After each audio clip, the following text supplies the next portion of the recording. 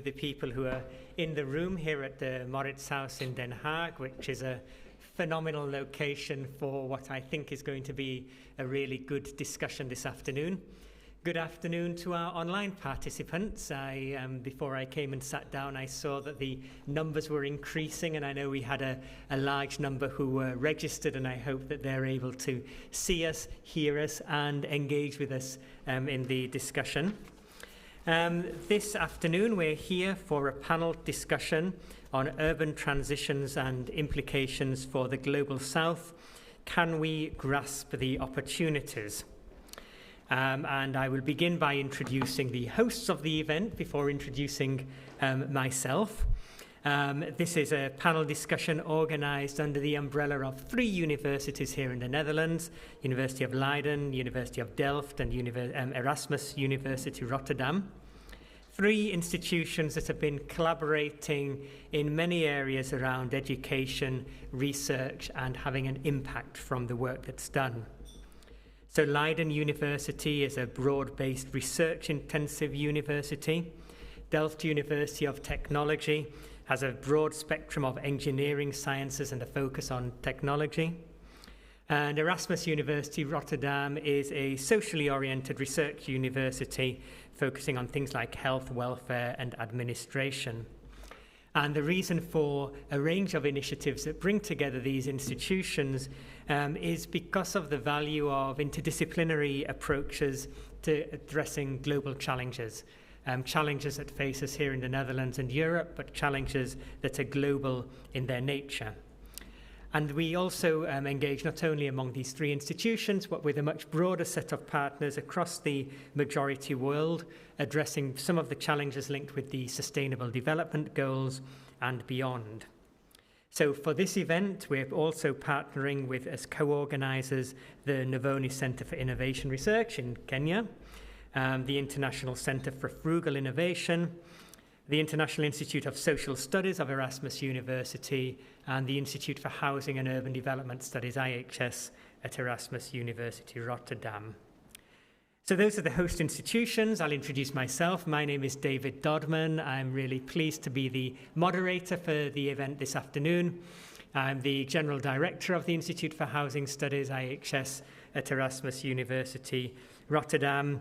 Perhaps even more important than that is that I've been a collaborator and I hope a friend of many of the people on this panel. This is part of a conversation that's been going on for many years among some of us and others less so, but I think it's a really good and ongoing conversation.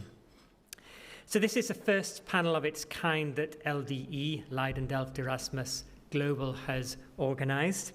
It's explorative in some ways. It's trying out a way of engaging both in the room and globally. It's exploratory in the sense that it's taking a topic which is being addressed from different angles by the different institutions. And so in the next months, we're going to really try working together to work with partners around developing an ongoing urban research programme.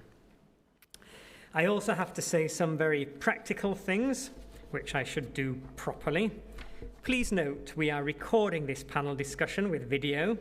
A photographer will take pictures. This will be used for communication and outreach.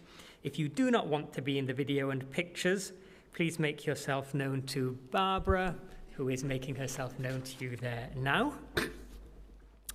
It's a hybrid event. There are a lot more people online than there are in the room. We've had about 200 people signed up. And this is a really large and diverse group. Academics from Makerere University in Uganda, the Hindustan Institute of Technology and Science in India, University of Sao Paulo in Brazil, the American University in Cairo, Egypt. A shout out to any of you who are watching. We have participants that are involved in city planning, the Ministry of Lands, Housing and Human Settlements Development in Tanzania, municipal councils in Zambia, Monrovia City Corporation in Liberia, NGOs like Slum Dwellers International and the Public Space Network, and UN agencies. So a very special hello, shout out to any of you if you're out there watching as well. So for the people who are online, there's an online chat function. We're going to be bringing in as many insights and comments and questions as possible from the online participants. And Adinda, who's at the front of the room, will be bringing those into the conversation with us after we've had a first round of inputs from the panel. We might not be able to answer all the questions, but please don't be shy. We really want to take advantage of the technology, which is a phenomenal setup. Thanks, guys. You've been great in getting this set up so far. We want to take advantage of that to make sure we have as wide a reach as possible for this event. When we finish, I think many of us will want to move across to ISS, the International Institute of Social Studies, here in The Hague, because the other very special event today is the inaugural lecture for Professor Shuaib Lwasa, which starts at 4 p.m. It's only a short walk. Hopefully it won't be raining, but the ISS are very keen that we all get there in good time, so we'll try and wrap up to enable that. So that's my first task, these formalities. My second task is perhaps to frame the discussion a little bit, and then we'll move on to some opening interventions from the panel, and I'll introduce the panel at that time. So to change gear to thinking about the framing of the event this afternoon, and I'd like to engage with a couple of questions, firstly around why we need to be considering urban transitions, particularly in the Global South. And I'm going to start by challenging the very title of the event. The title says Urban Transitions and Implications for the Global South. And what I think is that these urban transitions, even if they are in the Global South, have implications for the entire planet and its people. We've, in a world that's moved from being 47% urban in 2000, expected to be 68% urban in 2050. And in some ways, framing it like that makes it sound like a smaller transition than it is. If you look at the actual numbers, it's moving from about 2.9 billion people to 6.6 billion people. We need to imagine a world in which every city that existed in 2000 needs to be replicated again by 2050, and then some. So what happens in the cities, what happens in these urban transitions matters for the entire world, matters for the achievement of the SDGs. Obviously, SDG 11 on safe, inclusive, sustainable cities, but also many others, SDG 1 on poverty, SDG 6 on water, SDG 7 on energy, SDG 8 on decent work and economic growth. All of these are going to be fundamentally shaped by how the urban transition takes place in the coming years. We need to consider it for the future of the planet. The first big urban environmental challenges were perhaps the Great Stink in London in 1858, when the River Thames became so polluted that Parliament had to move outside of London, couldn't bear to be beside the river. Or the Great Smoke in London, the Great Smog in 1952, where thousands of people died from respiratory ailments. But the environmental problems from cities now are global problems. The carbon emissions, the IPCC report, the section that Shuaib had a very significant role in, points out that about 70% of global greenhouse gas emissions come from cities. The way cities develop will affect the entire planet. So this is a context in which we're talking about transitions. We're also talking about a changing context in the world, in the economic world. We're talking about the ways in which the pathways to economic growth and development and the transformation of people's lives that were open to certain cities, notably in Southeast Asia in the 1950s and 60s, perhaps have been closed to the cities which are growing rapidly now as a result of automation. And we can hardly even begin to think about the way in which AI is going to fundamentally reshape the economic and the livelihood opportunities that are going to take place in cities around the world. And these are young cities as well. If we turn to Africa, about 60% of the population is aged under 25. How are we going to have urban transitions that deal with a very not only a larger body of people, but also a very different demographic profile to the cities of the past. The final thing I guess I'd say in my opening comments is that we also need to ask who needs to be involved in achieving transitions that are more just and more sustainable. And in our preliminary discussions as a panel, this is definitely something that we've talked about and that I'm sure will come out this afternoon. Who and how are grassroots organisations and NGOs involved in a just transition? In which ways are local and municipal governments involved in that transition? In what ways are national actors and international actors involved? And so as we've been thinking about the overall content for the panel, we've been trying to encourage not just the panelists, but also the wider audience here and online to think differently, to redistribute our energies from just focusing on the deficits and problems which require transitions, to thinking in a more provocative and forward-looking way about who is involved in achieving transitions, what the nature of these transitions needs to be, and how we can achieve them. So those are my opening thoughts. I think that they will perhaps be picked upon in different ways as we move through the panel this afternoon, as we move through the discussions as well. The structure is that we're going to have opening interventions from each panellist. I will introduce the panellists in turn, and then after that we go immediately to the online participants. So again, if you're there online, please do be thinking about how you would like to engage in the discussion. And we're going to start with Dr. Roberto Rocco from Delft University of Technology, TU Delft. Roberto is an associate professor of spatial planning and strategy. He's an architect, spatial planner, and researcher in planning theory, regional planning, governance, and sustainability. And he's going to talk about framing transitions in the context of the European Green Deal. Over to you, Roberto. Thank you. Thanks, David. I'd like to thank the organizers, both Davids, for inviting me, and to salute Professor Shuaib Lwasa, whose inauguration is later today, which is really an honor to be invited to this panel. And I salute also my fellow panelists. I'm going to do something that I tell my students never to do, which is I'm going to read, because I tend to go on about things, and I only have 5 minutes, so I will read, and I'll try to do it as clearly as possible. The European Green Deal that you can see on the screen right now is a comprehensive plan launched by the European Commission in December 2019 to make the European Union a carbon-neutral continent by 2050. It aims to transform the EU's economy into a sustainable and environmentally friendly continent while boosting economic growth and creating jobs.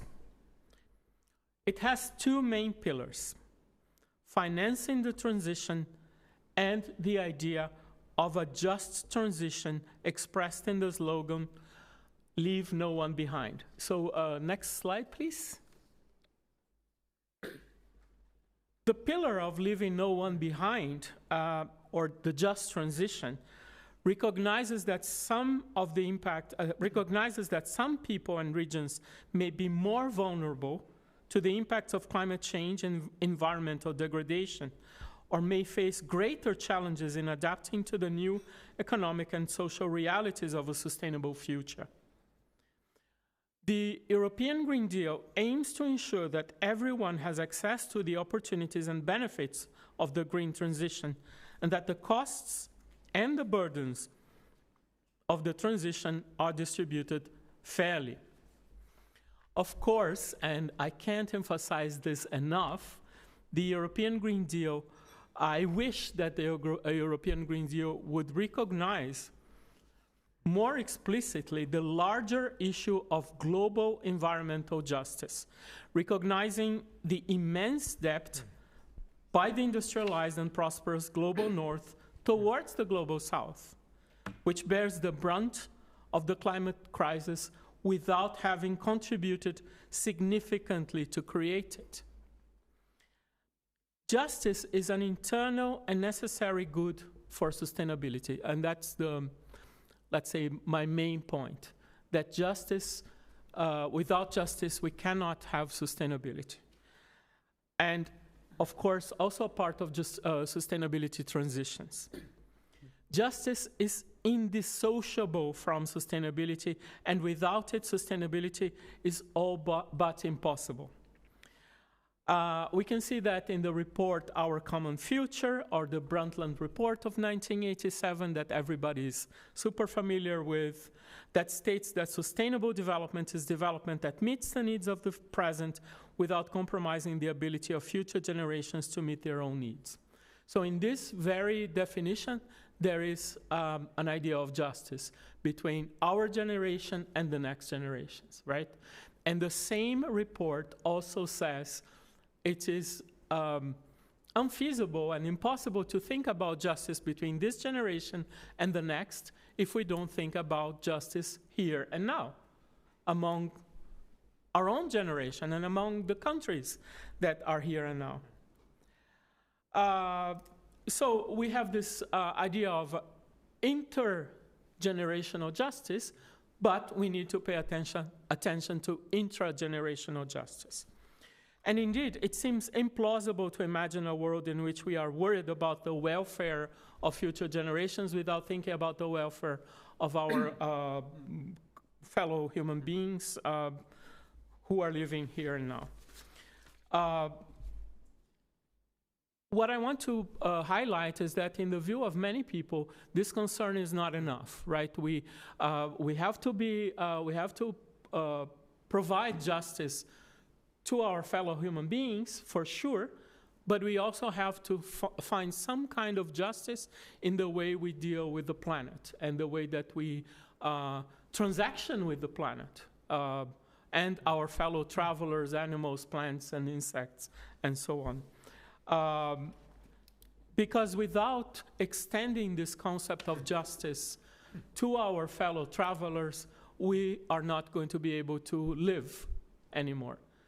So justice, I want to draw your attention to, is a human creation. It doesn't exist in nature, right? Nature is not just. A leopard is going to eat a gazelle, and that's not unfair. That's how nature is. But having created this concept of justice to allow us to exchange among ourselves and to live together, we need to extend this concept of justice also to the planet and also to the transition if you want to continue to live on this planet. And justice is not only about doing the right thing, the moral imperative of doing the right thing. It is about that, for sure. But justice also allows us, it's also important for acceptability, compliance, support, and fitness of policy. So if we want a policy to work, it should be just. Otherwise, people are not going to follow it. I'm being a little bit idealistic, but... So the big question is, the transition to sustainability is urgent, but will it be fair? That's the question that we are all here to answer.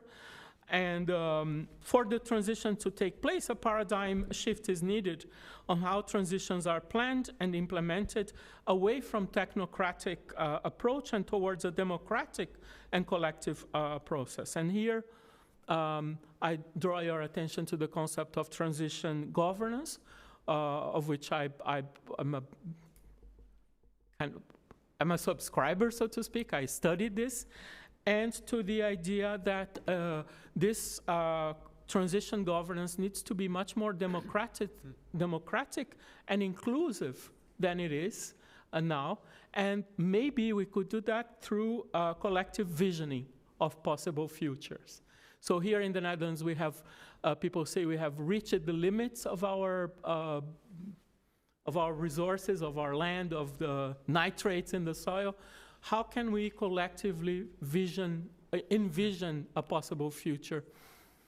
But again, I have to tell, for those who don't know, I'm originally from Brazil, and I think it's important to acknowledge that this collective visioning needs to be a global exercise. Otherwise, it doesn't lead to anything. I will stop here. I hope I didn't go too much into my time. Thank you. Great. Thank you very much, Roberto. And we now move to Professor Ibidun Adelekan from the University of Ibadan in Nigeria. Ibidun works on climate-society interactions and the human dimensions of global environmental change. And I think she's going to explore some of the ways in which there's the tendencies between inward and outward-looking approaches to understanding urban transitions from African cities. Thank you very much, David. And I'm particularly pleased to be in this panel discussion. And in honor of Professor Shuaib Lwasa, who will be delivering his inaugural lecture today. Just like the Dr. Dodman introduced the topic, the theme of this discussion, talking about urbanization, global urbanization. Africa in particular is the rate of urbanization in Africa is increasing rapidly, and it's expected by the year 2030, about 50% of sub-Saharan Africa will be urbanized. And that brings about many,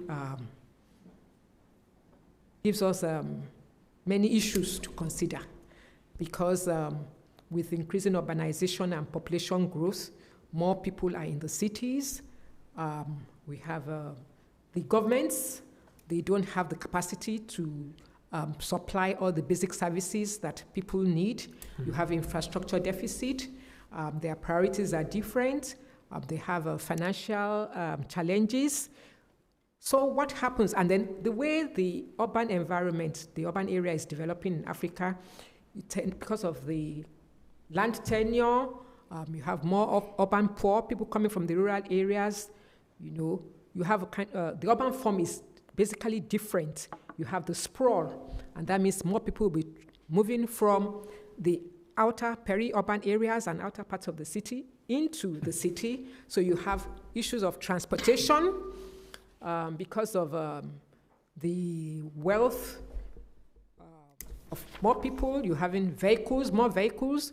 You have people using energy in not the proper way. So you have urban air pollution.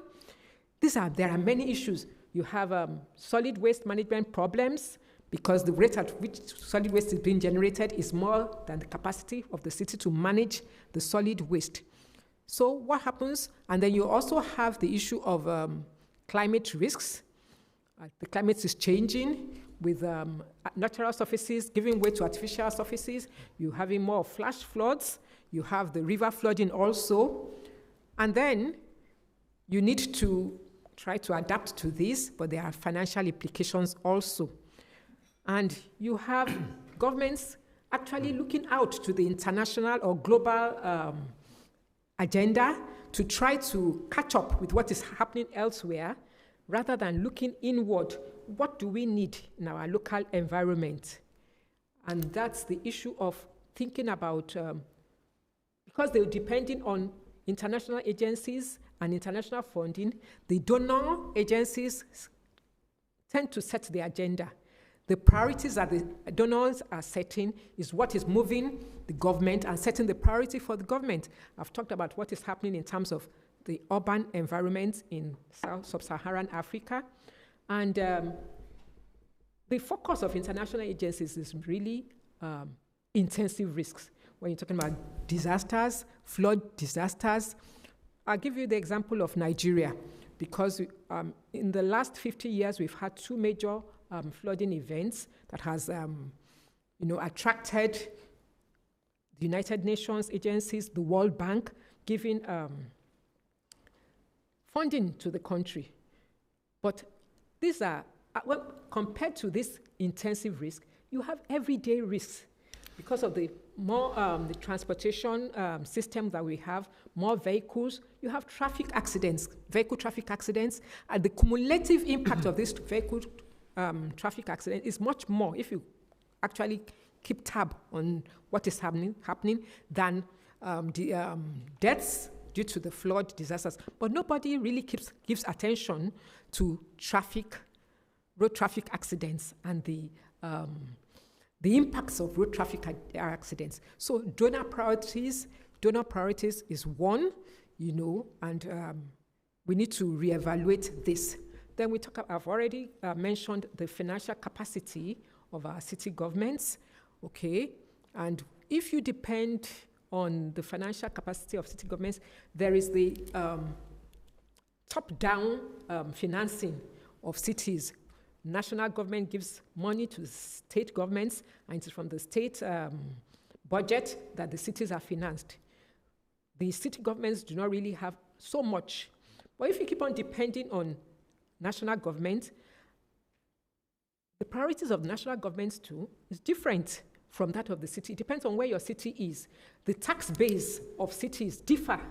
You cannot compare the tax base of the city where I come from, Ibadan, which is an urban city, traditional city in Africa.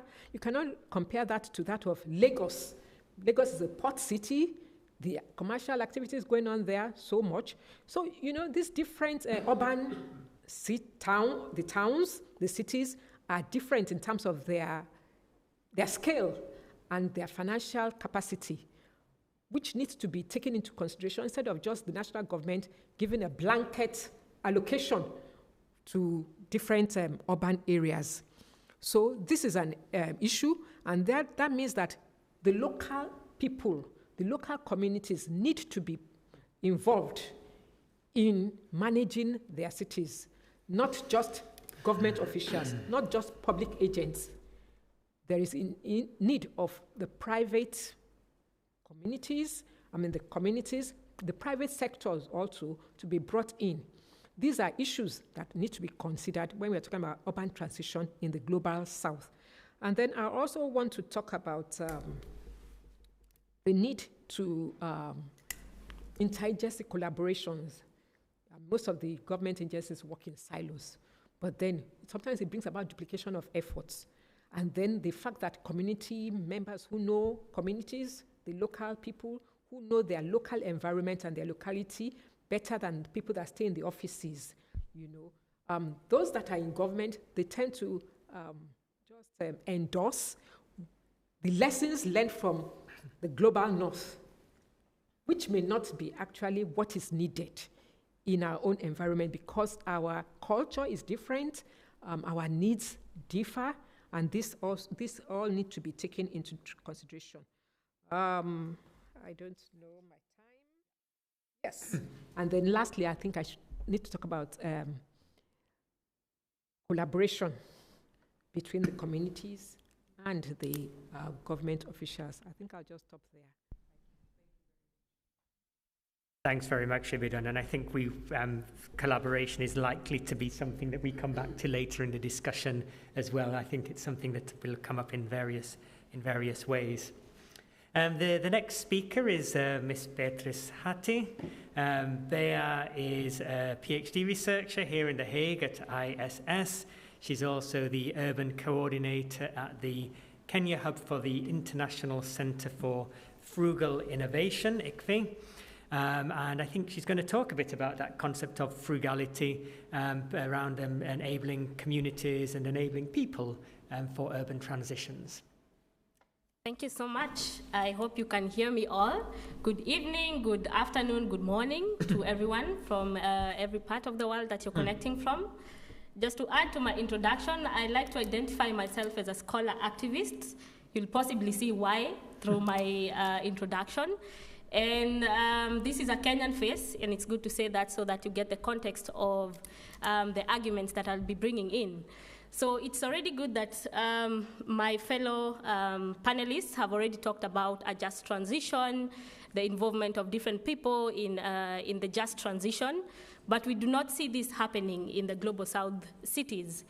And I think just to give a bit of credit to ourselves, I see a lot of improvement in the attention towards sustainability, inclusivity, and resilience across academia, policy, and practice, which to a large extent means that our heads are in the right place. But why can we not see the transitions that we expect to see? Well, I in my perspective, I see there is a problem, what I call the problem of misfits, and this is what my agenda really today is, and what I'm giving to you really is a provocation. So I will not be giving you solutions, so just to lower your expectations, but it's a provocation for you to really think about issues that I think are really critical, that are making us not to move towards a just transition. One of the misfits that I see is what I call rubber stamping.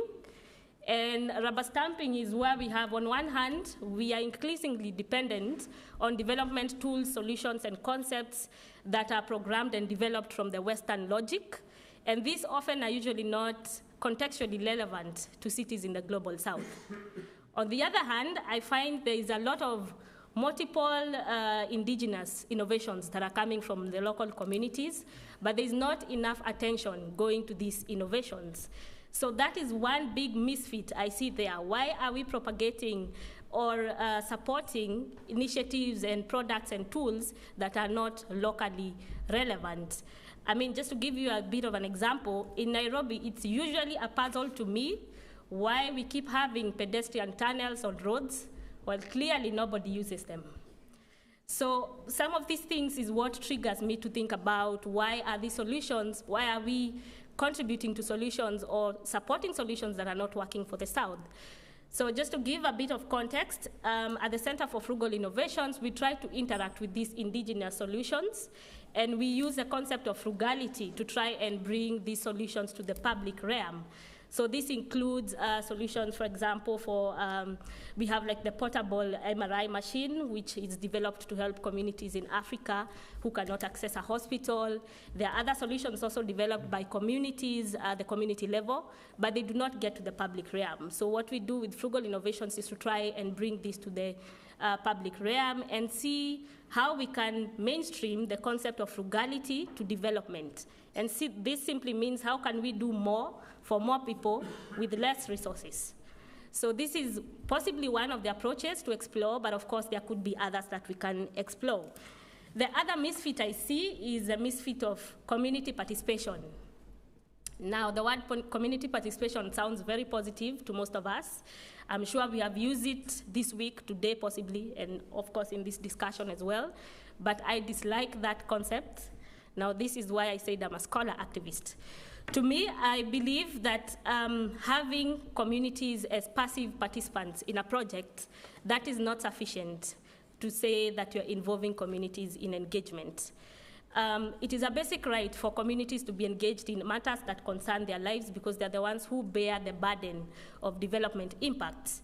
And so for us to actively and more constructively engage the locals or the public, we need to shift our mentality from community participation to community partnership. What partnership means is that there is a responsibility also to communities themselves, and there is a platform for them to bring on their innovations and their ideas. I think I put a poster somewhere there to bring in SDG 11 that really talks about partnership for the goals. And the critical idea is to think through what the targets of that SDG really want to achieve. They talk about collaboration between public sector, private sector, and civil society, but is that to mean that communities are somewhere there? So that's a big question because community is not civil society and civil society is not community. Food for thought. My last misfit that I see is the misfit of narratives. And the misfit of narratives that I see, we find there are uncomfortable stories being told about the Global South. And at the same time, the Global South is not telling the stories that they want to be told. And just and allow me to use an African example to bring to context what I'm trying to say here. Whenever I have long flights or long travels by train, and I meet non-Africans, I always tend to ask them, what comes into your mind when someone mentions Africa? Same questions to you all. What comes to your mind when someone mentions Africa? So I tried to, in a pictorial, represent some of the findings that I have got from that. And I don't know whether it's possible to see that. But on a picture, we can see, and sorry to my fellow panelists for almost breaking your necks, but what responses I often get is stories of hopelessness, poverty, crisis, conflicts, water scarcity, slums, militarization, and all this, Wakanda, okay, Wakanda is a positive one, but so anyway, these are the narratives that we get, but in actual sense, there's so much to be told about Africa, right? So I try to put a contrast of what we see or what we hear, what the mainstream media is trying to say, and what is actually there in Africa that we don't even get to see. Here you can already see lessons from community participation activities and all that from this, but these narratives are not getting to the public realm. So my big question to all of us and to all the people participating from the Global South is, what narratives do you want told, and who tells those narratives? Thank you. Great, thank you very much, Bea. You promised us a provocation, and I think it was a provocation. The next speaker on the panel is Mandipa, Bongiwe, and Ndlovu. Mandipa is a research analyst, policy consultant, and a PhD candidate at the African Studies Centre in Leiden. She's got a lot of experience working with a range of organizations around things like governance, justice, and reconciliation. Mandipa, to you. Thank you so much. Today I'm putting on my academy hat. So I'm moving away from policy straight into the academy. So I've entitled my intervention Dangers of Transitioning Backwards. So I am taking everybody backwards, and hopefully with a forward-moving provocation. So I'm going to start with a bit of theorizing, which I haven't experienced much on the panel, sort of some deep diving, sort of Global South theorizing. And I'm going to borrow from the work and cite from the work of Professor Oren Yif Tashil. So when we think about theorizing within an urban space and the debates around urban theorizing in the South, we really need to take seriously, and this is the core of really what I'm saying today, is we need to take seriously regimes of identity as institutionalized by the state, by the military, and by ethnic entities. So in order for this to happen, and as a subsequent event, we need to understand that the causal effects of this come from remaking an understanding of the colonial city, and through this we understand better exploitative hierarchies and oppression within current cities. And such essentialized identity boundaries are closely related to identity regimes, which thrive on surveillance, digital control, and make it difficult for transition to occur. And I'm sure by now you've realized I'm looking at militarized states and looking how these plague a lot of us in the Global South. And I say us because I am Zimbabwean. And if these are successful, transition is hard, and it makes it difficult for transition to occur, which is the premise for transitioning backwards. So we often forget to draw synergies, path-dependent synergies between governance of the old and governance of the new when we are looking at unpacking lived realities and governance spaces, especially in the urban Global South. And these meta-narratives continue to influence structural, spatial, and modal changes that need to either draw us to or draw us away from urban transitions over time. And urban transitions really need rethinking lest we exacerbate existing issues which have been adequately described on the panel, and I'm sure we will hear later on throughout the day. I will highlight just a few of these, poverty, unemployment, and the climate crisis, all linked to SDG 2030 and the African Agenda, AU Agenda 2063, which are two major global documents and policies which essentially seek to push the largest or the youngest continent into development. And within an urban space, we really also need to talk about the urbanization of poverty, which remains critical for countries like Libya, having the second highest urbanization levels in Africa, which we all need to celebrate.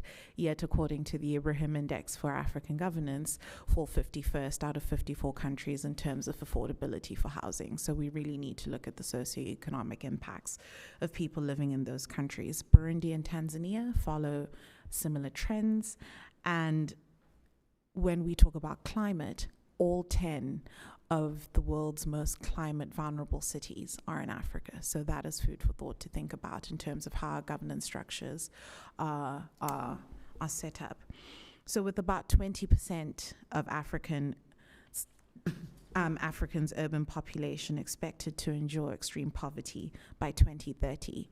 I'm not the best at math, but at a very elementary level, that's in 7 years, which is not a long time at all, especially in the DRC, the Central African Republic, and surprisingly, South Africa, or unsurprisingly, if you know South Africa's internal issues. We need to think about how we're transitioning out of current trends to positively make use of all the preparation that we are speaking about today and that we're hypothetically speaking about today. Planning is important, but what systems of influence around urban development are we investing in to proactively present proactive resilience models that support a forecasted 698 million strong African people in urban populations by 2025? Of course, we all came out of the COVID-19 pandemic.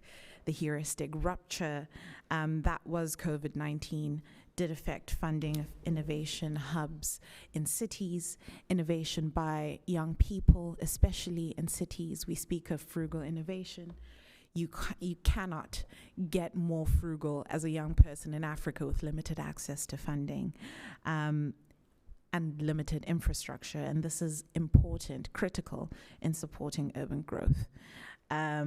Yet, however, during the same period, we saw a rise in militarization, authoritarianism, and what Professor Fionela Ni-Alonian speaks to as remnants of a dual security crisis that we are still reeling from on the continent. You know, I speak to my country in closing, my country of Zimbabwe, funneling funds into the military and its controls of civic participation within urban spaces really does stifle available funds for other civic participation in urban growth. And I'd like to circle back to Roberto's statement about inter versus intra-generational justice. And I'd like to push it a bit further and say when it comes to Africa, Africans themselves need to sit back and think about how justice and indeed the charity of sustainability and growth starts at home. Thank you. Thank you very much, Mandipa. The final intervention from the panel, and so this is also a cue to the audience in the room and online to start thinking about how you would like to engage with the discussion. The final intervention from the panel is from Professor Shuaib Lwasa, who's a professor of urban resilience and global development just up the road at the Institute for the Social Studies at Erasmus University, Rotterdam. Shuaib has worked a lot, including setting up the Urban Action Lab in Kampala, which I think is really a significant model in terms of thinking about how different urban stakeholders understand the city and work together. And has also been a colleague of mine on the Intergovernmental Panel on Climate Change, the IPCC, looking at how climate change and cities interact with each other. So, Shuaib, over to you. Thank you very much, David, for that introduction. Thank you for the fellow panelists, and thank you for your salutations for the big day as well. My intervention is going to really pick a few threads from the other panelists, one of which is what Ibidun described as catching up, and the reference by Roberto about some of the narratives in respect to leaving no one behind and what those would mean in the context of urban transitions. And I think to open up my intervention, I would like to remind ourselves that just like Ibidun has mentioned and Mandipa has mentioned, the cities in Global South, if we could zoom in into Africa particularly, sort of locked in a path dependence system, which has been again described and talked about in the interventions of the earliest. By path dependence and lock-in, it means it can be interpreted from different perspectives, but you can think of large-scale infrastructure, thoughts about industrial development so that the cities become hubs of economic activity and sources of employment for the populations in Africa, but also cities as residences where you have massive housing with associated and ancillary facilities and infrastructure that is needed to support the functioning of such areas. What we see as driven by the lock-in is that there is a mismatch. To use Beatrice's words, there is a mismatch between what is often envisaged in urban development and all this programming that is going on with the reality in Africa. And we are locked in also in terms of identifying what David earlier in his opening and framing remarks talked about as problematics. We're so much into the problematics because we have a plethora of tools and guidelines that are framing how we see and how we study and how we understand, or even how we manage and develop cities. And this is, again, what has sort of reflected from the earlier fellow panelists' comments. So part of the transition, in my opinion, is the transition from redistributing, and this is David's point earlier, redistributing the energy and effort in different ways in academia, in research, in policy and practice, the coalitions that have been described by fellow panelists, to also start looking into the positive. Mandipa says it as positive. I think of it as opportunities, because as Beatrice mentioned, and we choose what to see and what not to see in cities, given that very good, instructive and informative slide that you showed there. And that transition is necessary because then we start appreciating what is available, what could be built upon, what could be expanded, and what could address multiple problems, perhaps with minimal financing, as Mandipa also mentioned, because we're looking up, by we, Africa, is largely looking up to the others to finance some of these very basic requirements. I know, again, referring to the intervention by Roberto, that the EU Green Deals is in shape, but there is an ongoing effort for an African Green Deal. And for some reason, I found myself in somewhere on that sort of expert committee for that. I don't know why, but it looks like it's a transferring and a traveling of the EU Green Deal to Africa, which again has been very much underlined by my fellow panelists about, again, looking up to, if you will, the big brother, so to say. Now, if we're going to talk about the Green Deal for Africa, then it has to be nurtured and developed by Africa, for Africa. And these are not new statements. They have been made by very powerful people on the African continent, very powerful leaders on the African continent. But what is missing is this recognition of the opportunities there are in Africa that could be expanded. And here are some of the thoughts that I have in respect to what I think of as opportunities and what might have to be considered in doing, perhaps provocative, but more, from my thinking, it has to do with what we can, each of us in our respective positions and responsibilities, with whatever resources that we can get access to, consider doing starting from tomorrow. I'm concerned about the cities, the state of the cities in Africa, where you have, as described by Ibidun, informality, well, the excess labor force migrating, but also urban growth. But the question for me is, how do you bring decency with minimal deconstruction in cities? And there are experiments that have gone on, there are experiments that demonstrate that it is possible, but what we don't know enough about is how to expand those experiments to bring decency, to increase coverage, access, and affordability of all these, the different elements of the lock-in I described earlier. And cities cities of different types, whether established or rapidly growing or even emerging cities, you can think of them as new cities, would require different sort of pathways to question this decency in urban areas, which perhaps speaks to equity much more than equality. The issue of the youthful population and the possibilities for employable population, urban population in Africa, we don't know much enough about it. When we look into the lock-in in terms of problematics, referring to Zimbabwe, 62% of the economy of Zimbabwe is categorized as informal. And the efforts in Zimbabwe is actually to regularize that informal sector. So is regularization the answer, or would flexibility be a good principle to work with as you allow this informal economy to grow, where to reach a point for regularization? That is a question to all of us. The other issue is about potential for addressing climate change, both from the viewpoint of mitigating greenhouse gas emissions, as well as adaptation and building resilience. There is a lot of guidelines, there's a lot of tools, and I know a lot of initiatives that are emerging that are sort of pitching to provide the knowledge and expertise to Africa to adapt. My experience working in different cities in Africa shows that actually a good number of these measures are ongoing. Many African cities are low emitting. The question that is missed, because we are focused and locked in problematics, how can we bring decency and maintain low emitting cities in Africa around circularity, around the alternative transportation systems, the so-called green and blue infrastructure, which in Africa has traditionally been ecosystem-based adaptation or ecosystem-based interventions. And the other point connected to that then is, how do you then deconstruct risk from urban development? Because if you're going to continue with mega large-scale infrastructure as the vehicles for urban development, the other part of that is actually constructed risk, which could also be very much impacted upon if you have other global risks like the economic and financial meltdown and the biohazards as referred to by COVID.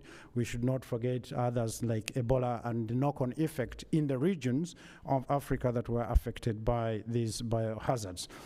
To me, again, the other question that we don't know much about is this policy. There is a lot of discussions about multi-level governance. There's a lot of discussions about, regionalization of urban governance, metropolises, and the like, but we don't know how to do it. And it is up to us, from the research perspective, policy, practice, and managers, to open up the spaces to engage with different ways and pathways that could improve governance of systems through policy. And part of that is how to nurture coalitions or collaborations, as David and Ibidun referred to, including Beatrice. What are the coalitions, and how do you nurture such coalitions? Because the top-down governance, urban governance system doesn't seem to be the only answer. I'm not saying that it doesn't work, but there has to be some sort of coupling with alternative systems. And last but not least, this very tricky question about financing, which always draws us to, again, looking up to somewhere for financing. And little is known about the exploration of alternative financing mechanisms, the explorations and understanding the workings or the solutions with zero or minimal finance requirements, so there's sort of no-cost interventions that are already ongoing. But there also relatively new question of working with financing from the diaspora community of Africa. How can you mobilize such financing to enable the transition that is needed, that is just, that is not just about the numbers of leaving no one behind. Leaving no one behind can have multiple interpretations, one of which is simply continuing doing what you have been doing, try as much as possible, expecting different results. But the truth of the matter is what Ibidun and Beatrice mentioned. People come to cities or live in cities with different capabilities, they come with different aspirations, but then they also find opportunities, and many of them don't find those kind of opportunities where they seamlessly adopt and fit in within the urban economy. How do we deal with this? You have to grab the opportunities that have been tested and validated. What we don't know much about those opportunities is how we can expand them or how expandable they are. We don't know what the potential is. We can think of quantification, but also in respect to dealing with the engagement with the multiple stakeholders that are needed. And with that, I yield back to you, David. Thank you so much. Great, thanks, Shuaib. And I think it would be an appropriate time to thank the entire panel for their initial interventions. So as I said, I think it would be nice to draw in our international and virtual participants. Adinda, do we have comments or thoughts to come in from there? I mean, you can grab my microphone, actually, if you'd like. And then. Thank you. All right, thank you so much. First of all, thanks so much to the participants who are actively engaged in this conversation, sharing their comments and questions. So I'm going to try to cluster them a little bit. Maybe to start with a comment from Dr. Winnie Mitula from Kenya. So she was saying urban transitions is a process with many attributes, and in recent years, climate issues tends to drive the discussions on the subject. However, the discussions on transition require understanding of context and period of focus. So this is largely in line with Dr. Adelekan's argument. So the question that we can ask from this is, how can discourse around the processes of urban transition become more context-specific, while also navigating broader overarching challenges, such as climate change and environmental degradation? You want to suggest that Ibidun answers that response? Yeah, please. Okay. One thing that comes to mind is the issue of data.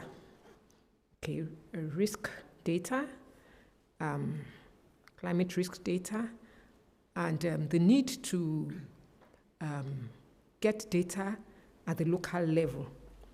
And, you know, globally we talk about national population census, on housing census.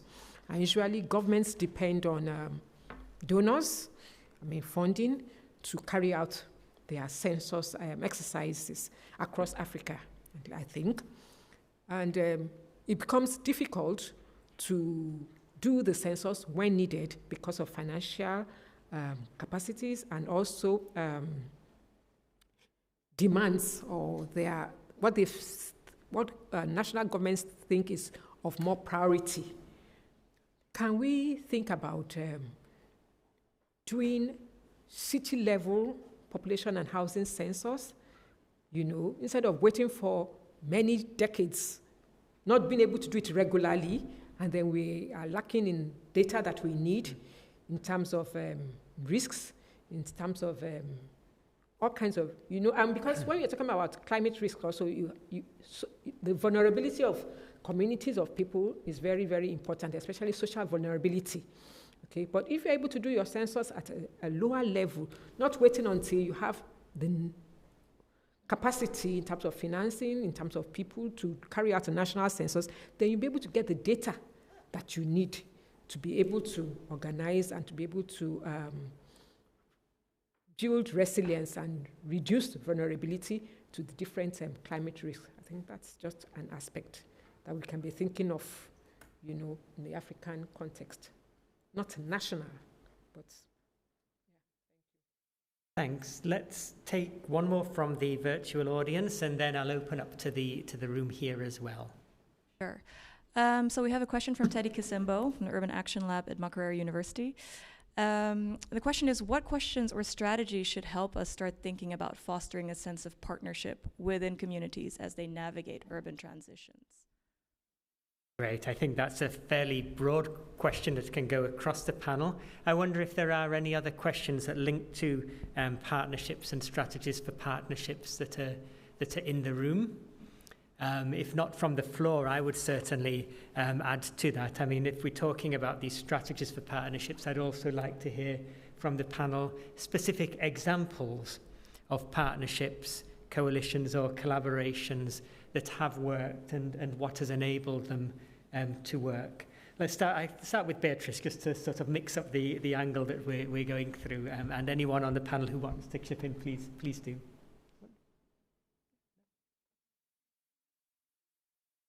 Beatrice, start with you. I'm just seeing who else might want to chip in as well.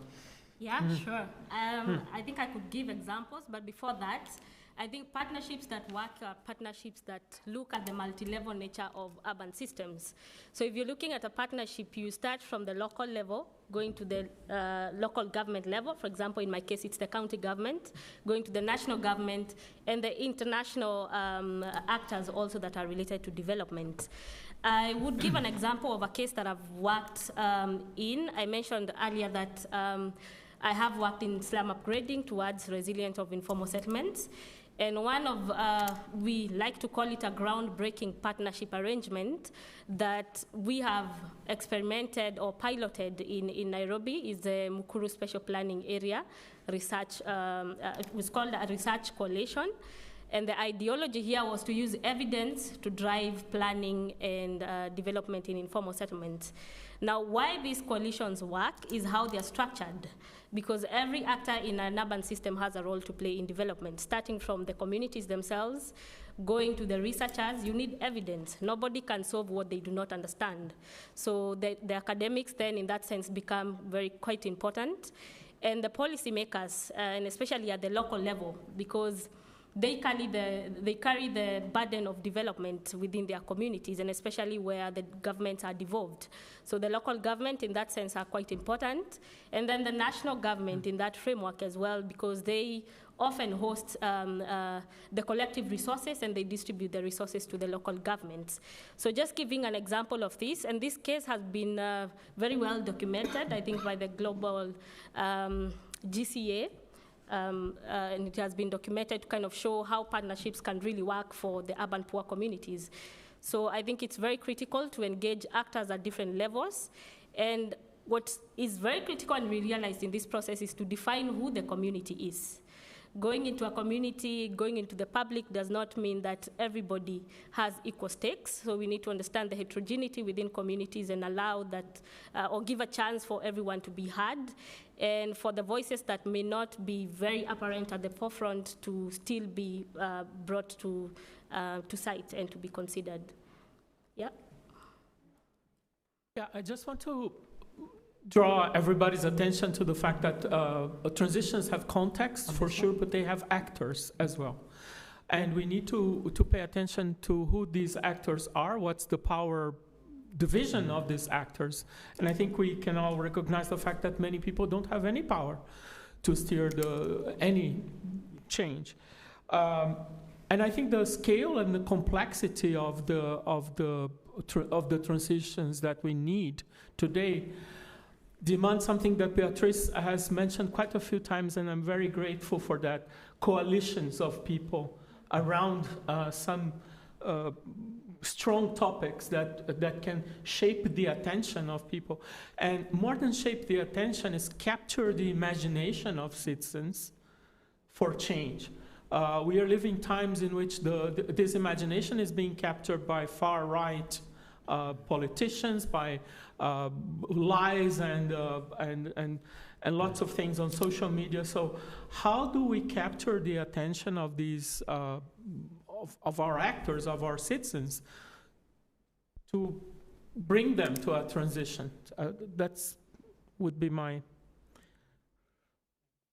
Yes, and I also want to say that it would be good, or from example, from practical example, that it's good to have multi-stakeholder platforms rallied around a particular theme. For example, risk reduction in cities. For example, we had a project, collaborative project, the Urban Africa Risk Knowledge, and different cities in Africa, about 9 cities in Africa were involved.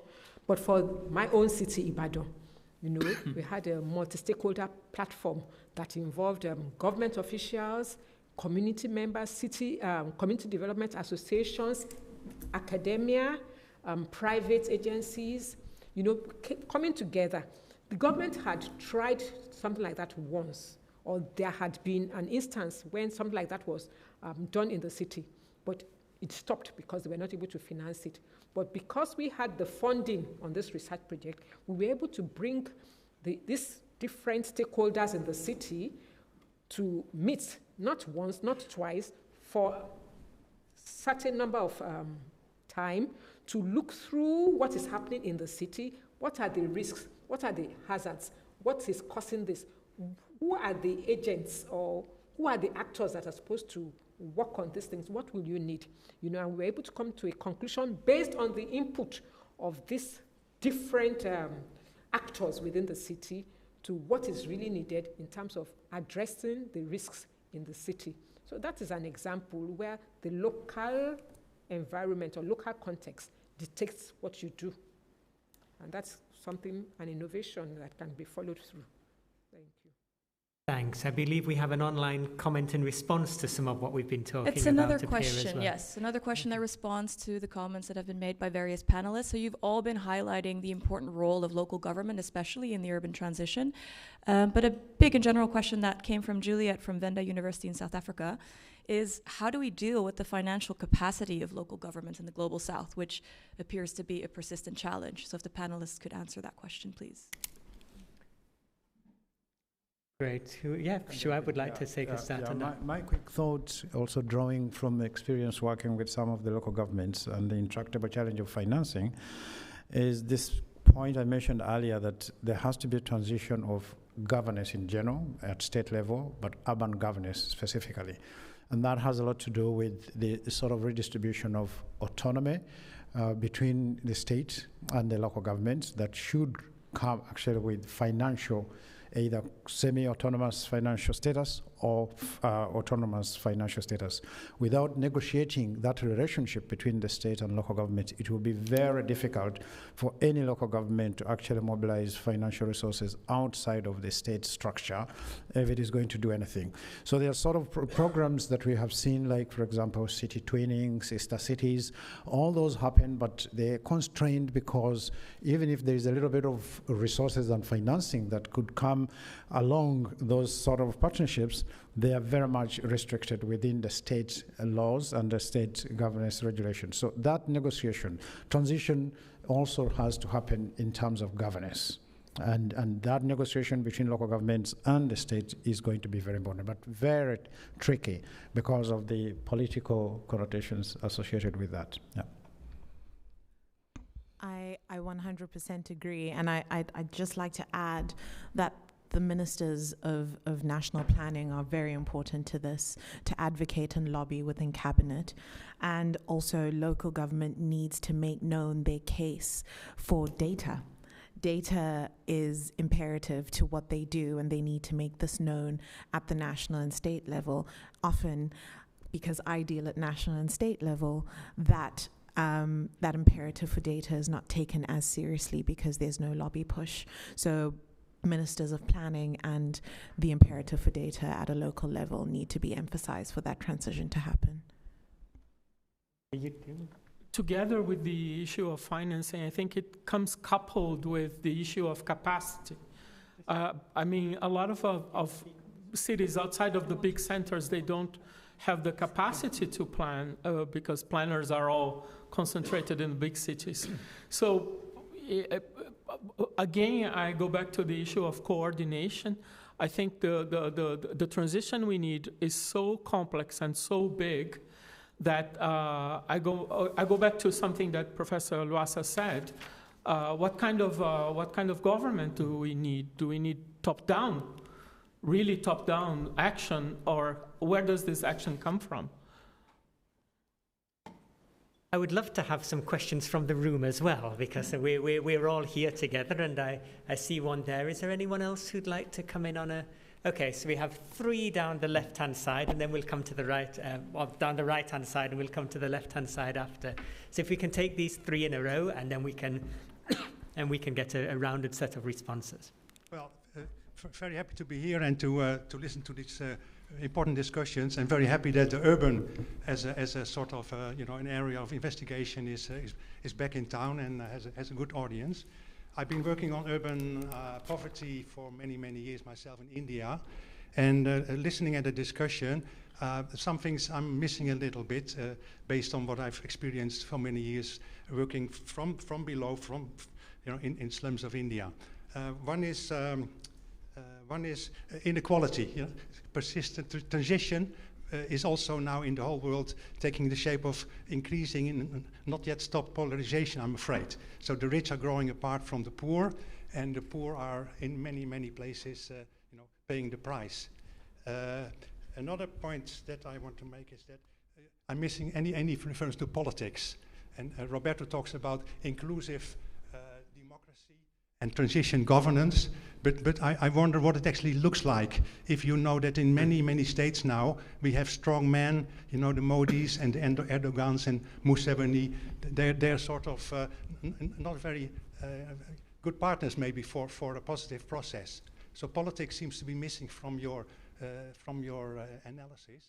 And then finally, corruption. If you talk about governance in many countries, corruption is a fact of life for poor people who need to bribe for a hospital bed or to escape from the police. So how easy is it going to be to have transition governance, considering the everyday realities that we are facing, and then where to start? I mean, it's a good idea, but where are we actually, what's to tune? What are we going to do? For example, Roberto, who are the actors? And is there a role for the state and not only partnerships and coalitions? Great, thanks. Can you pass the mic behind you, and then we can pass it in front, and then there's probably going to be enough for everybody to comment on that intervention alone, please. Thank you, and I would like to thank the panel first for such an insightful and provocative start to this discussion, and also the previous gentleman who has really kicked off a very relevant conversation, also from my country where I'm also getting this context from. But I would like to ask two questions, one to Dr. Adelekan and one to Dr. Lwasa or Beatrice, because they pressed on things that are passionate for me. One is, Doctor, how do you imagine, because when we're talking about urban expansion, we are primarily talking about people coming from different places to the city for expansion. So how can cities or city governance in the space that they are right now equip themselves to respond to this migration? So till now, they have not essentially been able to respond, leading to issues of rights, issues of identity, of I wouldn't call informality an issue, but the issue of not having basic amenities. And if we're looking at such a widespread expansion, how are we thinking of helping the cities, or what can the cities do in this context to accept or be prepared for that urban influx? And two is the very relevant conversation of the governance of the old and new, in which we're talking about the role of colonization, basically, and what is the hangover. So we see that all our systems and governance methodologies are particularly a hangover of the colonial offset that we have. Do we see a role or a relevance for that now? Do systems have to change? What is the balance we have to achieve, basically? Because you see, like Beatrice said, that we have this hangover of the northern image, and and we see now that a lot of the consultancies and a lot of the technologies that are coming in are mirrored. But how do we make them contextual? What is the role of this, and what is the balance that we need to set between the North and the South to have that governance to enable that just transition? Thanks, and let's take one more before going to the panel. So two forward to Alexander, please, and then we'll have another round after, please. Yeah, thank you. Thank you, David. My question is rather short. We're talking about a transition process. Usually that takes that's a long-term process. And with this, we could also think about things like education, which is also something which takes a little longer than quick actions. So what is the role of the education on all levels on a local scale in this transition process? That's my question.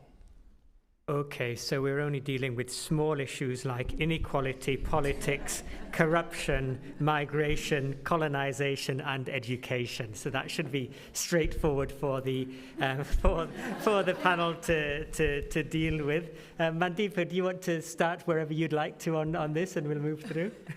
I will make a comment on the first question, and I'll make a comment on the one on the governance of the old and the new. So, politics. You know, politics is not divorced from clientelism, which is essentially corruption. I get a thumbs up, great. It's not divorced at all.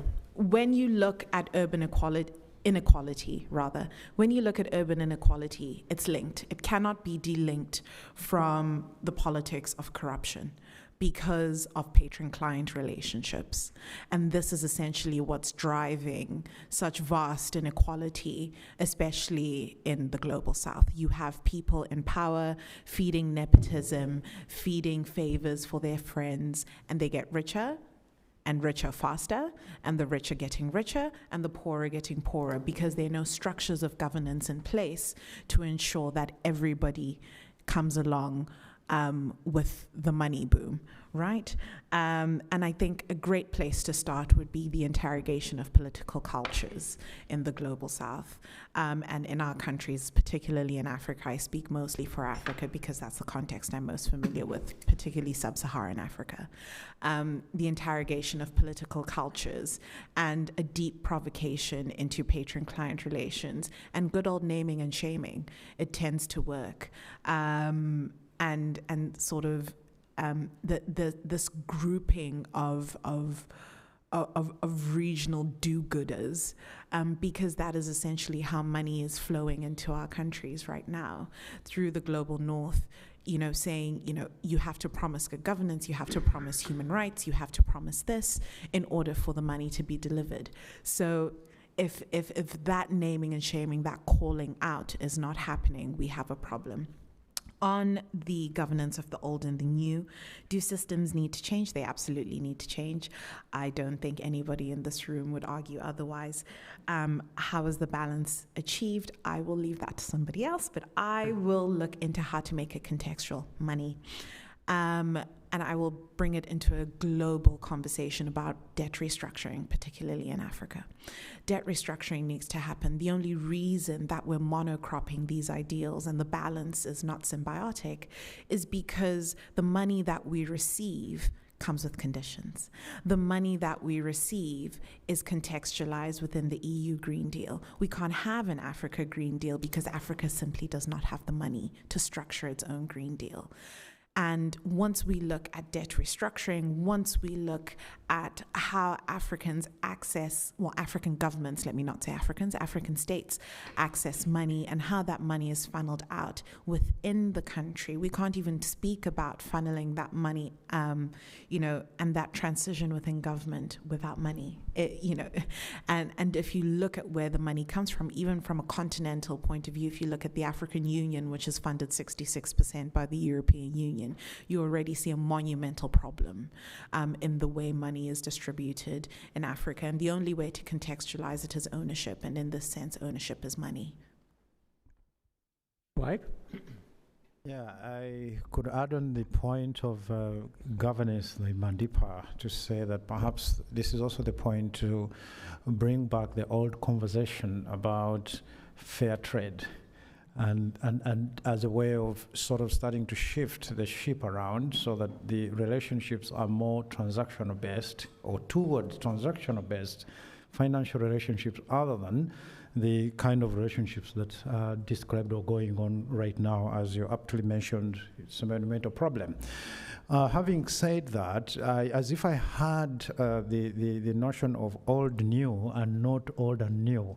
If it is old new, then I think then it sort of opens up a philosophical thought about the whole setup and structuring of the governance in different states like India and even at city level, and similar to Africa, where we have the old sort of colonial, you know, very highly marked colonial tendencies of urban governance filtrating and permeating through this sort of new, packaged and wrapped in a way that it is here to help you, it is here to solve all the problems, you will get all the jobs, and we are going to modernize. That's what I'm hearing, right? I think that is a topic of discussions. But I take the point on education very, very important for us to look into, on the role of education in the transition process that was raised here. And I think that in the context of urban space, there's need to rethink the competencies that you would expect an urban manager or urban planner or urban development specialist to sort of have.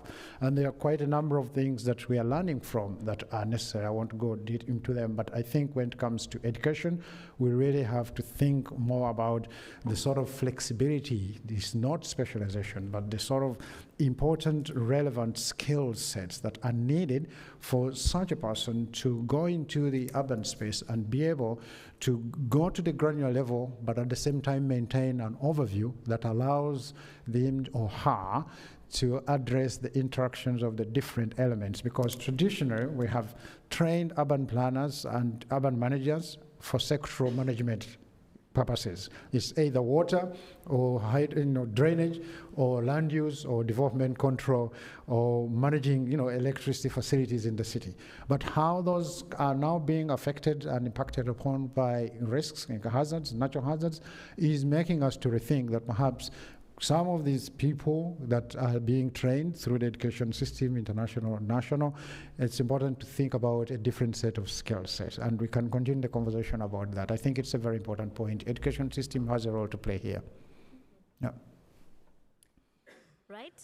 So I think the question of governance has been well covered by my fellow panelists. So I would like to address two. I think one was on contextualization of development tools, concepts, and solutions. And the other one was on poverty. So I'll start with the simple one, like David said, poverty. So that is one of the biggest problems we have to address in global south cities. And I'm sure we are all familiar with the concept of dual cities. Dual cities is where you have almost half or even more than half of the population living in low-income settlements. And honestly, to give credit where it's deserved, cities are trying to alleviate poverty. The problem is that we are approaching this from a project-based poverty alleviation. So you go into settlements with a project, 5-year project, 10-year project, seeking to upgrade, let's say, low-income settlements, provide people with capacity, but we do not sustain that capacity that we give them to become or to jump out of poverty. I think they're trying to theorize this poverty trap that we are always talking about. There are studies that have been conducted before to show that when you help a family that has been in poverty for more than 5 years before to step out of poverty, and something happens like a disaster like COVID-19 or Ebola or other crises that happen, and they go back to poverty, they cannot get out of poverty in that generation. And a generation takes how long? 25 years. So that means that a person who stepped out of poverty is back to poverty for the next 25 years, and they possibly may not even get out of it. So for me, the problem really is not investing projects in poverty alleviation. The problem is sustaining communities to stay out of poverty. So I think our focus really needs to focus on how to ensure that people stay out of poverty, because systems also have a knock-on effect. Once you help people get out of poverty, then they create more resources which will help others to get out of poverty. So possibly not the best solution, but a pointer towards going to a solution. How to contextualize development tools. I think how we ended up being dependent on westernized tools is we were looking for learning, and there's nothing wrong with that. I mean, we always say that only a fool learns by experience. You have to learn what others have done before, what has worked, what has not worked. The mismatch is that in our process of learning, we started rubber stamping. So we pick what has worked in this country and immediately start implementing it in our context. So I think it's for us, it's a critical call to us to start actually practicing what learning is. In learning, you try to see what has worked here and try to see what the needs are in your context and try to contextualize. And I think the case that I mentioned earlier on with the Mukuru Special Planning Area, which I was a planner in, what we did was to try and see what has worked in the upgrading of informal settlements. And we started working with concepts like conservative surgery, which is looking at how can you upgrade a settlement without causing much harm. And we have seen these concepts being used in India, which I think is a context you said you have worked in a lot. But how it's applied in India could not work in Nairobi. So we started looking at what solutions then can work for Nairobi. And the people really, the communities are the ones who help define what works for them. So the idea is for us to pick what has worked elsewhere before, learn from it, and with the communities try to contextualize what would better work for the context. I think I'll stop there. Okay.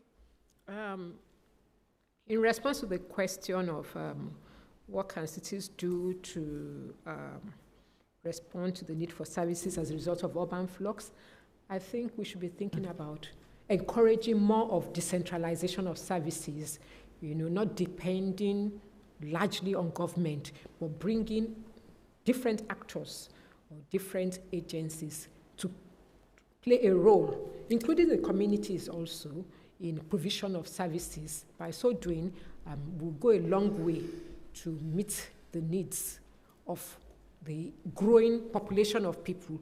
And then the growth of cities, I found out that it's not only as a result of migration into the city. Sometimes you have people who, especially in the older part of the city, people who want better life tend to want to move out for more space, for better buildings, and then because of land cost and things like that, it is easier to get cheaper land outside the city.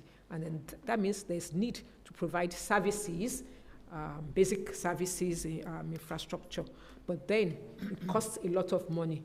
And when you have community associations also doing their bit to make roads, in terms of provision of waste management services and so on. All this we can encourage our governments, to support people, communities, support the private sector, civil societies to contribute to provision of services. Thank you.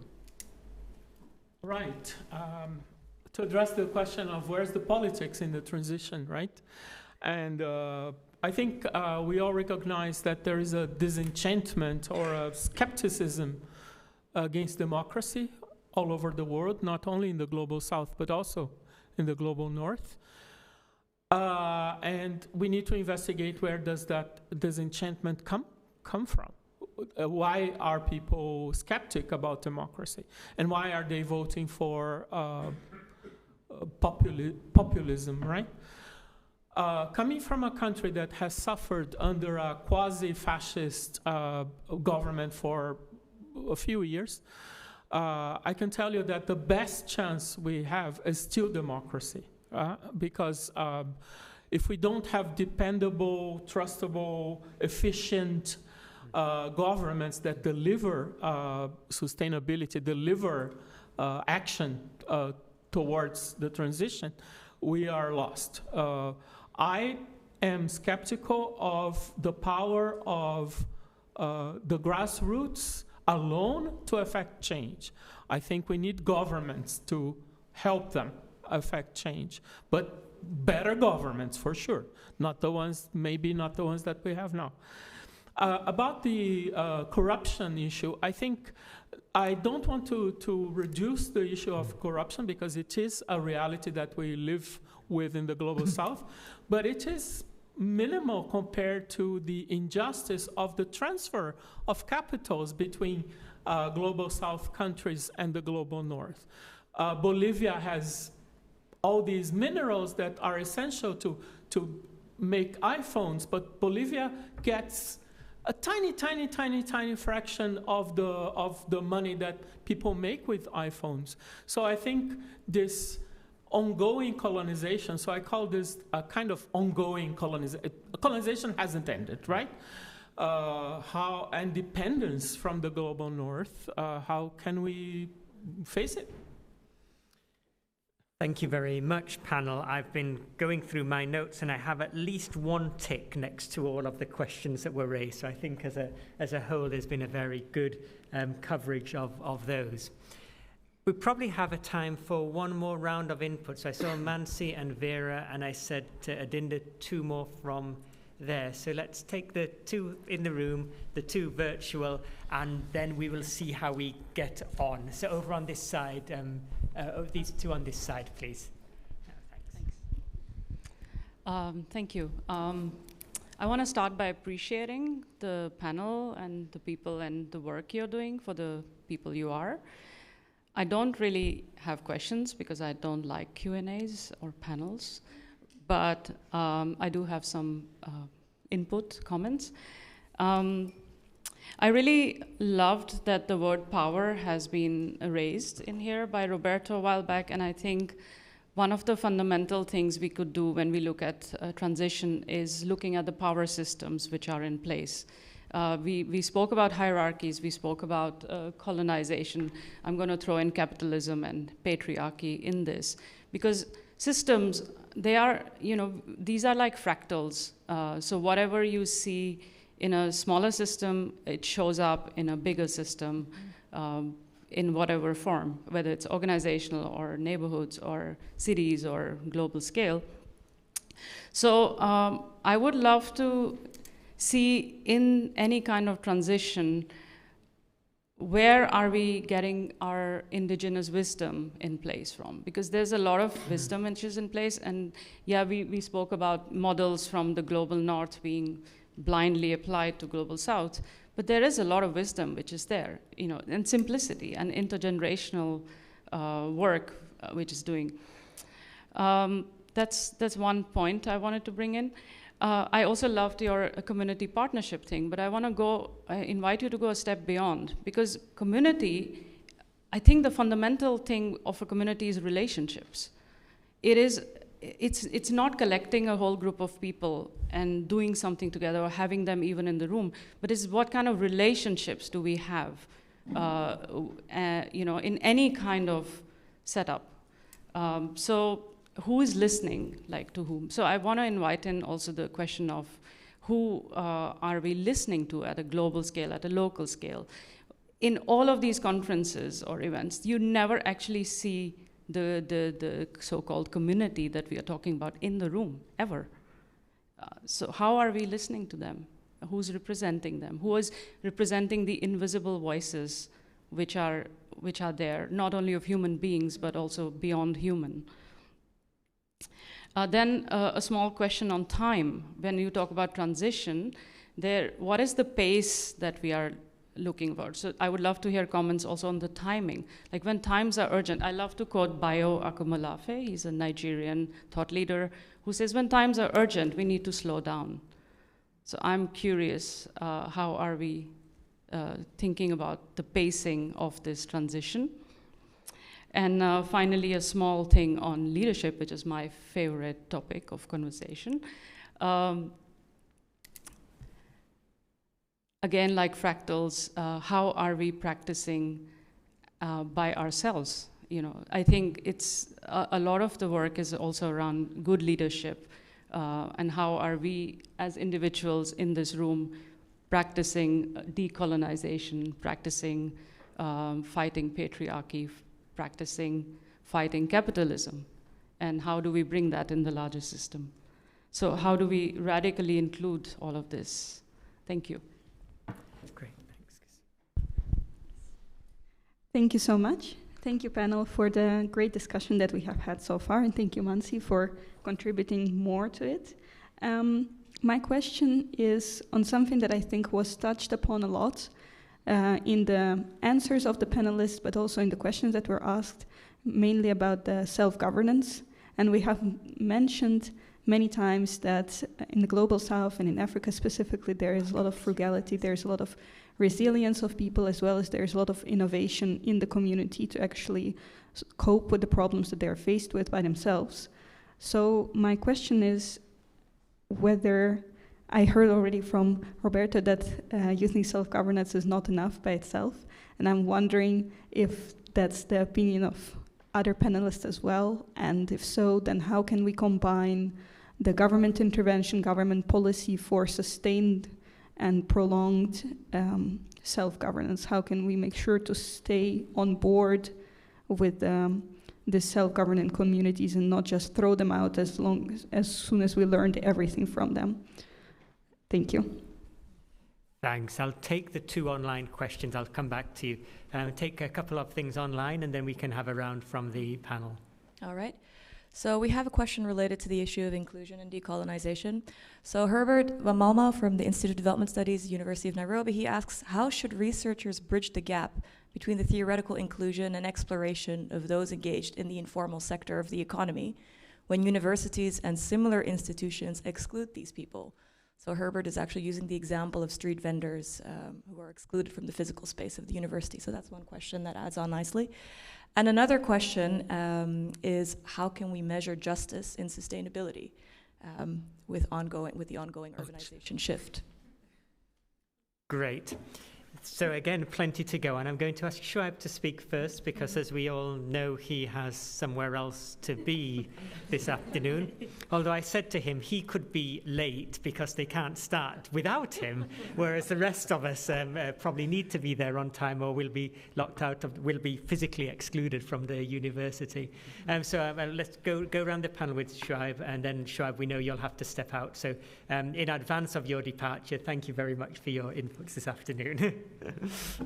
Thank you, David. I just would like to say that thank you for the engagement. The questions are really very interesting, and this is work that within the community and the organizers of this fund, I think we will try to take forward and synthesize some of the issues. But I just want to mention one thing in response to the question of time and the question of researchers from the Institute of Development and University of Nairobi, that I think the point of it's important to recognize that when it comes to time, going slow, going fast, it has to really be thought about in a very strategic way. If I go back to the transactional relationship, I think that Africa can grab the opportunity to transition in the energy system because of it's endowed with renewable resources. It's endowed with the materials needed for transition for green energy. This is the time for Africa to grab that opportunity. The technology and the knowledge is available. All that is needed is laboratories and factories, some of which are already established, for example, in Morocco and South Africa, and the trading can even start within African continent, and that transition can happen. So that could take a faster pace, whereas the slower version of time would be is to look back, is the Green Deal that we really need at this point in time, or is it equity that has to be addressed and build on the existing resources and build cities, reform the other sectors, including agriculture that has been financed for long in Africa, but we know that Africa has immense resources in terms of arable land that are not utilized. So the point there is, again, how can we take a step back, go slow, and then look at the sub-geographies in Africa, and the leadership there should actually reflect and inflect. Is this what we should be doing right now? Reflecting on what is going on in some geographies of Africa. Is it the people, or is it between the two or three of us in this particular geography? So those questions have to be really asked. And lastly, to the researcher's role and building this gap. I think, again, this is an issue and question of how a researcher needs to rethink their positionalities. A good number of us have actually stepped a little bit, or if not straddled the ivory tower, and worked with communities for a long period of time, and we've been taught, we've been mentored by communities. So if that is a source of inspiration for the colleague from Institute of Development Studies in Nairobi, then you don't have to wait for your institution to endorse that you can work with communities. You just need to find the opportunity entry point, establish the relationship, nurture them, grow them, and sustain them, but maintain a position that allows you to not, again, impose the hierarchies of positionalities to the communities. So that sort of decorum that we have to exercise, I think, is very important. There is no silver bullet to this, but I think it is worth a trial, and you won't regret it if you do it. Thank you so much. And thank you so much, David, and panelists, and all of you for everything. Thank you. Great. So we'll send you on your way and look forward to seeing many of us. I think we'll see you again later. Let me take the last, I know you've been really patient and enthusiastic, so let's take the last question from the floor, and then we can move through the panel with the responses to these. Thank you very much. When I came back I worked in Africa in the 1980s, and I came back in 1991. At that time, there were 300 million Africans.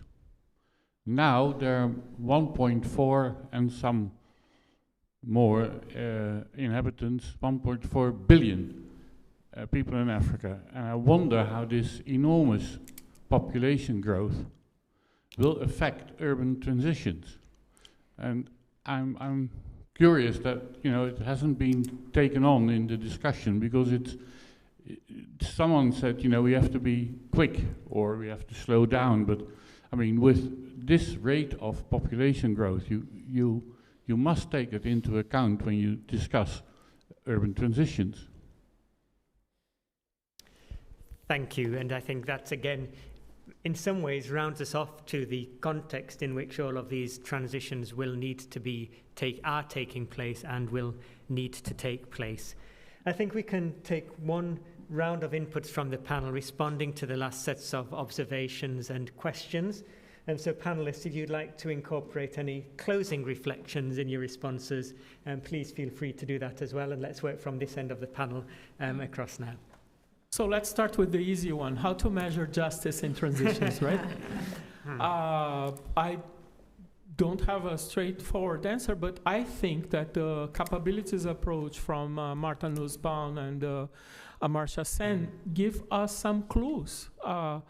We have to look at people's capabilities, their abilities to be happy and to have flourishing lives instead of looking at their income or growth and etc. And I want to go back to something that you said about challenging the big structures of capitalism and patriarchy, because how can we move forward with this transition that needs to be radical if we don't challenge these anchors, these big structures that have produced unsustainability and injustice in the first place.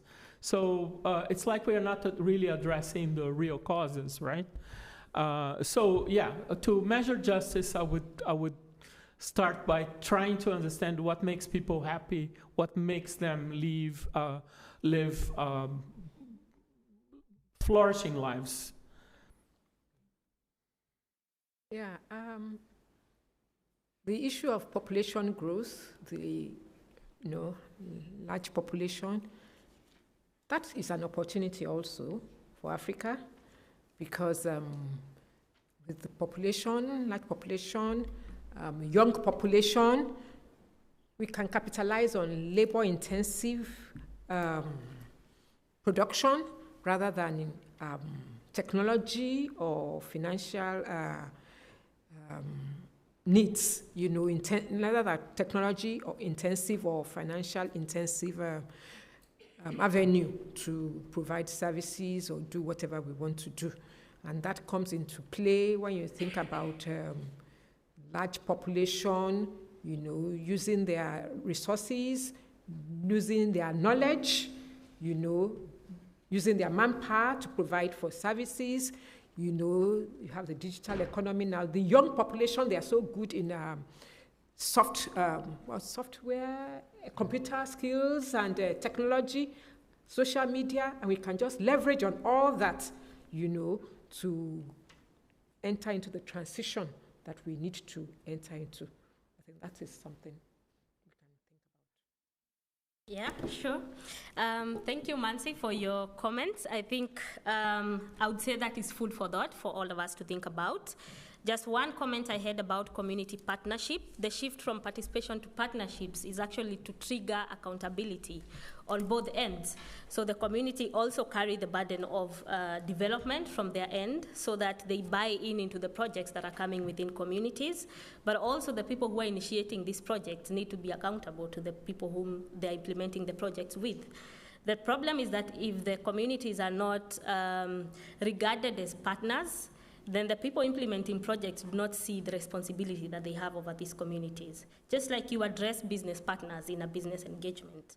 So it's really to pop up the accountability that different actors in development really have to take up. I thought I should respond also to the question of self-governance.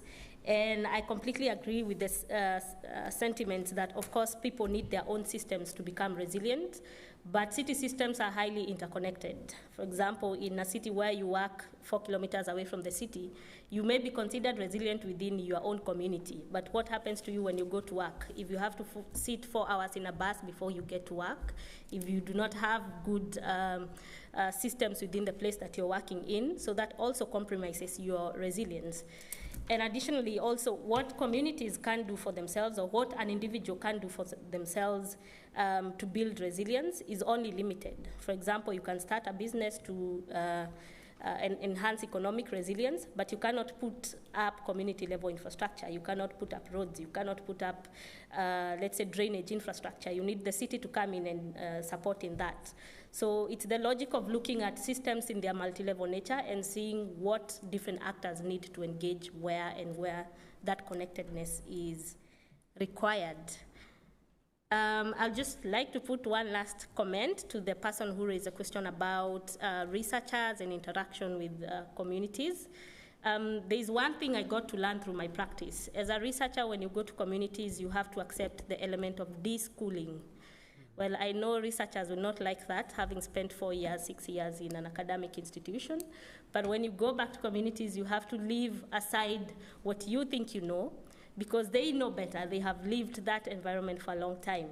Even with the informal workers, there's a reason why you'd put up a market and they'll not go sell their stuff in a market. They want to sell by the road. So you need to understand these dynamics that the local communities also have. So it's a probe to us to accept being deschooled when we go to the communities. Thank you. On the issue of time, I would just like to say, you know, as Professor Shuaib said, stagger it. Well, building on from what Professor Shuaib said, I would just say stagger the time. You know, some things are urgent, you know, short, medium term and long term goals. You know, you look at the MDGs that were never fully accomplished, the SDGs that we're in now. And I had a conversation with one of the SDG implementers when I was in Nairobi last week. And I said, do you think we're actually going to achieve the SDG goals? And she said, no, that was never the point. And I said, wait, what? And she said, that was never the point, because the point was to push people into a mindset that pushes them to think and work better. So this is essentially the mindset and the long-term view that Agenda 2063 has set for itself in Africa. So Africans are getting a lot of slack because of Agenda 2063, because it's not urgent, it's not Timaeus, it's not, you know, being received with guns and chili powder. But no, it's a long-term view, and they're staggering the aspirations and the implementation in that sense. And I think that's the logic that needs to be employed if we're looking at transitions.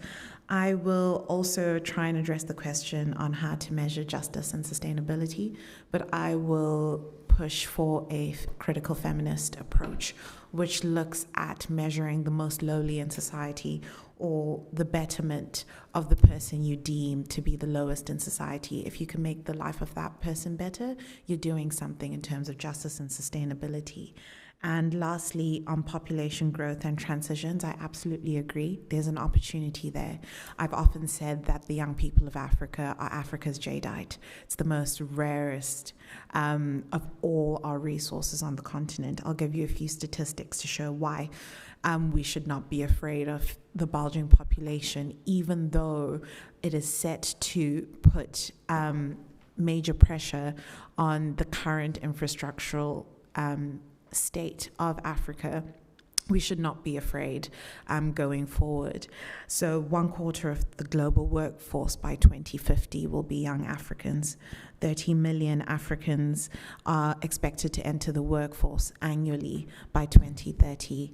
Every year, 30 million people into the workforce. That's not nothing. And my solution for this is very simply public-private partnerships for infrastructure development and skills to meet market needs, because these are things that we are currently missing on the continent, and these are things that will propel us into a position where the urban transition won't be as burdened going forward.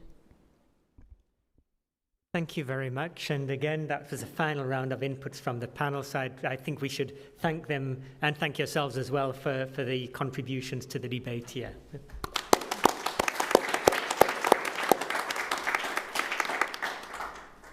So in closing, I have an impossible task, and because it's impossible, you can't blame me for failing to achieve it. I don't think it's possible to summarize or synthesize what's been said this afternoon, but I think we should try and have some sort of bookend to it. I think what we've heard is a variety of largely complementary thoughts and ideas about how we can move towards achieving just transitions in urban centres, particularly in Africa, but also globally. I think all of the ideas we've heard have two edges to them. They have an element of them which is a challenge and an element of them that is an opportunity. And some of these elements, I think, are that the urban transitions will need to be just and sustainable. That this justice and sustainability, perhaps we're pushed to think of going beyond the human for thinking about the justice and sustainability. We've been argued, I think, very strongly that these just transitions need to be locally grounded, but that these cannot only be locally grounded. They need to be supported at a structural level nationally and globally. We have a sense that collaboration, coalitions, relational approaches are absolutely vital, but that these collaborations and coalitions take place within a political setting which may be antagonistic towards them, or that it at the very least is necessary to be made more supportive. We need transitions which engage with history, that engage with colonialism, but that are not bound by history, but that look forward as well, and that are not blind to some of the current power relations and some of the other issues that were raised here today. And I think we've also talked quite a lot about the roles of scholars and scholar activists in achieving these transitions. I think there's been a very good sense that we need to be humble, that we need to be, I think it was Shuaib's words, that we need to be mentored by communities. If I ever feel I'm getting too arrogant, I listen to Bob Marley, who says, building church and university, deceiving the people continually.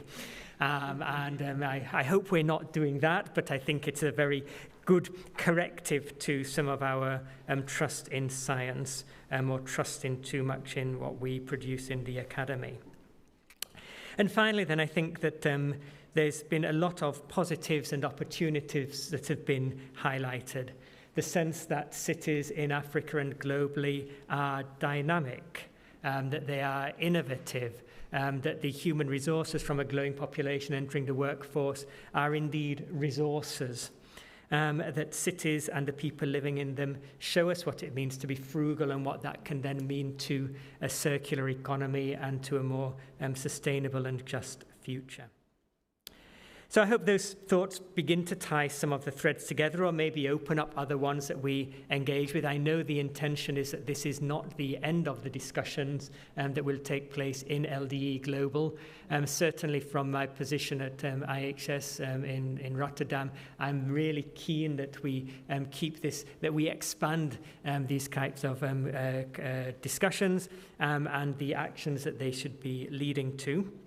But I would like to thank the LDE Global team. I mean, it's been a really lovely event in a really lovely venue. David, Barbara, Adinda, Rhiannon, I think you've really done a great job in bringing us together for this. I think that the tech team at some of the very last minute were pulled in to try and make sure that the broadcast went well. If there's anyone out there on the internet still, I hope you enjoyed this too. And I'd like to thank the people who joined virtually, because I really feel the inputs gave a very different flavour to, to discouraging us from believing that we're in one location and can somehow engage with the world out there. The world is very much there. Thanks to you as the audience. Again, the contributions and questions have made it a really exciting and invigorating afternoon. And finally, thanks to the members of the panel. I know that you have prepared a lot for this, and I know you put a lot of effort, and that's really appreciated. So I think I can close the event.